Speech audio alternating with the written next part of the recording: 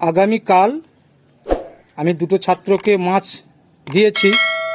এখন আরেকটা ছাত্র আমার কাছে এসেছে, ইনার বাড়ি দক্ষিণ জয়নগর। ইনাকে আমি আপনাদের সম্মুখে আনবো। তো এখন ট্যাঙ্কে মাছ আছে, মাছটা আপনাদের দেখালাম।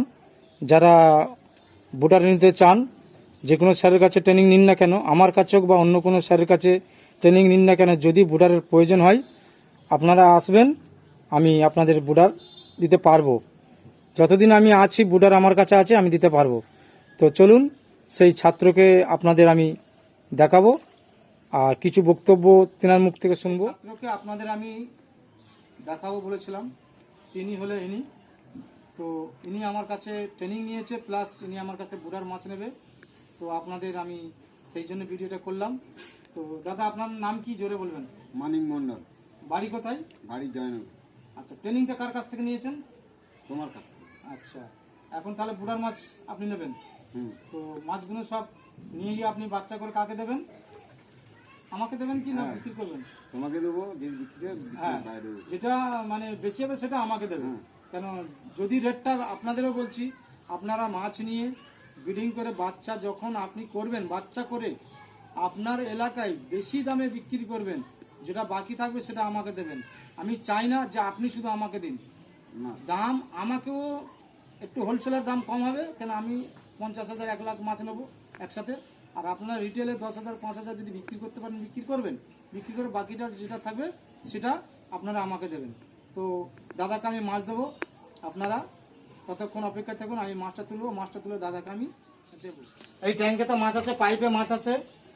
মাছ পাইপে থাকতে ভালোবাসে, ওরা আড়ালে থাকে। মাছগুলো তুলবো, আপনাদের সরাসরি দেখাবো। তো আপনারা দেখুন,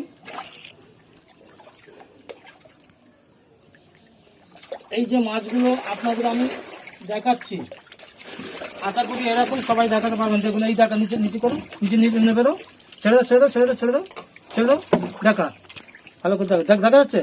দেখুন মাছগুলো দেখতে পাচ্ছেন। আরেকটা তুলবো,